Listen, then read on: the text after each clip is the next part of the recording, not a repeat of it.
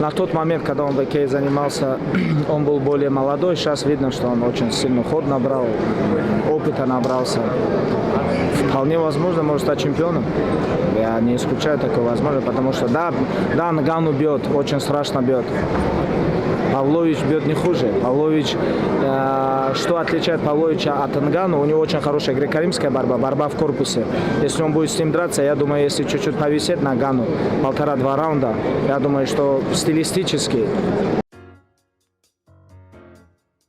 세르게이 파블로비치는 6연승으로 현재 가장 주가를 올리고 있는 헤비급의 파이터이지 않나 싶습니다. 최근 무시무시한 퍼포먼스로 백간우라는 별명을 얻은 파블로비치는 상대성을 통해 가장 쉽게 강함을 확인할 수 있는 스타일이라고 생각하는데, 아주 명료하게 얘기하자면 현재 헤비급에서 발을 붙이고 상대할 선수는 없다고 봅니다. 데릭 루이스, 타이투 이바사, 커티스 블레이스, 최근 세계의 경기를 보면 발을 붙이고 싸우는 것은 자살행위나 마찬가지죠. 그렇기 때문에 많은 팬들이 만약 은간우가 있었다면 이라는 가정을 하는 것 같습니다. 파블로비치는 경기 외적으로만 봐도 하입을 많이 받는 선수인데, 먼저 191cm의 꽉 채운 한계체중, 존스와 비슷한 213cm의 윙스팬을 가진 뛰어난 신체 스펙으로 그냥 보기만 해도 아주 단단해 보입니다. AK에서 함께 훈련한 마카체프는 힘이 미쳤다고, 또 훈련 중 밀려 넘어지며 목 부상을 당하기도 했다고 아주 높이 평가했고, 팀 이글 FC의 소속인 파블로비치에게 수장 합입 역시 은간우만큼 위협적인 파워와 레슬링이 있기 때문에 상성이 좋다는 후한 평가를 했습니다. 또 단순 숫자로만 본다고 하더라도 커리어의 유일한 1패였던 오브레임전을 제외한다면 UFC에서 치른 6경기 모두 1라운드에 피니쉬를 한 괴물일 뿐만 아니라, 그렇다고 회사의 떡밥 푸시를 받은 것도 아니고 이적과 함께 강자들을 상대했기 때문에 시를간을 제외한다면 로스터 안에서 가장 확실한 검증을 받은 신인이라고 할 수 있겠죠. 파블로비치의 가장 큰 장점은 단연 파워인데, 확실히 아스피날이나 시를간과 같은 민첩함은 없지만 육중한 몸에 긴 리치로 뒷손 압박이 엄청나기 때문에 러시아 선수들 특유의 먼 거리에서 오버핸드를 던지는 모습이 자주 보입니다. 가드 위로 걸린 뒷손 한 방에 맷집이 아주 좋은 투이바사가 흔들릴 정도면 파워면에서는 상대가 없다고 봐야 할 것 같고, 투이바사의 라이트 카운터가 제대로 적중하지만 별일 없다는 듯 씹고 들어가는 모습을 보면 맷집 역시 아주 좋다고 볼 수 있겠죠.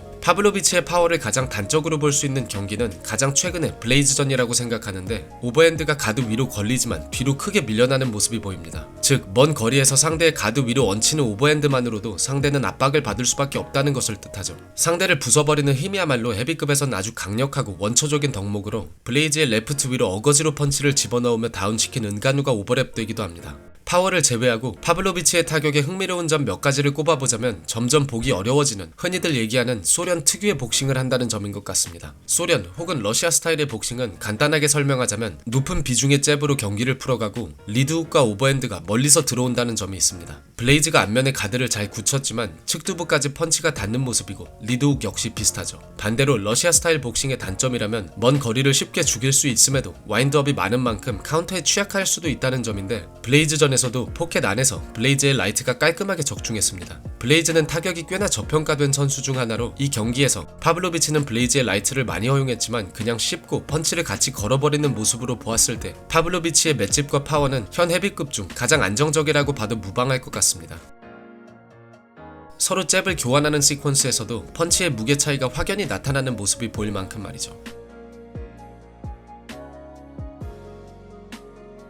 또 개인적인 경험으론 산타나, 가라테 혹은 프렌치 복싱을 수련한 선수들의 특징이라고도 생각하는데, 어퍼와 훅이 직선과 곡선 사이의 이질적인 각에서 나오는 경향이 있습니다. 긴 리치와 독특한 각도에서 나오는 어퍼가 가드 사이를 뚫으며 거의 모든 경기에서 재미를 봤죠. 그렇다면 파블로비치의 유일한 1패인 오브레임전을 보겠습니다. 경기가 시작한 지 얼마 되지 않아 가드 위로 오버핸드를 허용한 오브레임이 화들짝 놀랍니다. 그리고 아예 클린치에서 경기를 이어가죠. 원투를 성공시키고 타이 클린치를 잡으며 공간을 아예 없앤 후 트립으로 넘겨버리는데, 여기서 파블로비치의 아쉬운 장면이 나왔습니다. 넘어지는 것은 그렇다 치더라도 하위에서 상위로 넘어오려는 상대에게 기본 중의 기본인 다리 싸움을 해주지 않았다는 점입니다. 종합무대의 그라운드 게임에 아직 적응이 되지 않은 레슬러들이 자주 보이는 모습으로, 하위에선 상대의 파운딩 혹은 포지셔닝을 경계하기 위해 지속적으로 다리로 상대의 골반을 밀어주고 발목 혹은 오금을 컨트롤하며 수입을 노리는 것이 정석입니다. 파블로비치가 포지션 싸움을 해주지 않자 오브레임이 아주 안정적으로 클로즈 가드를 잡으며 상체를 압박해 주었고, 파운딩으로 경기가 마무리됐습니다. 당시 은간우와 블레이즈에게 2연패를 하며 폼이 좋지 못한 오브레임이 아주 노련하게 데뷔하는 신성을 잡았던 것으로 기억하는데, 큰 무대에서 첫 경기에 필요 이상으로 강한 상대를 만난 감이 있기도 하지만 육중한 몸만 봐도 짐작할 수 있다시피 하위에서의 대처나 리커버리는 아주 뛰어나다고 할 수는 없을 것 같습니다. 전형적으로 상대를 맺히거나 끌고 내려갈 수 있는 힘이 좋은 쌈보카이기 때문에 드라이브를 기반으로 한 컨벤셔널 태클 능력에는 아직 의문점이 있고, 또 단점이라면 힘과 펀치의 능력치가 치중된 만큼 아예 펀칭거리 밖에서 싸워줄 수 있는 스릴건과 같이 거리 싸움과 킥을 기반으로 운영으로 경기를 풀어가는 선수들에게는 고전을 할 것 같습니다. 만약 한 방이 터지는 것이 아니라면 레그킥으로 기동력이 죽어버리고 빠져버리는 상대에게 아주 무기력한 모습을 볼 수도 있겠죠. 또 몸만 봐도 알 수 있다시피 25분 내내 경기를 끌고 갈 수 있는 컨디셔닝에도 의문점이 드는데, 중소단체인 파이트나이트 글로벌에선 5라운드 만장일치 승리를 따낸 경험이 있지만 압박의 강도와 경쟁 레벨 자체가 다른 UFC에선 지켜봐야 할 것 같습니다.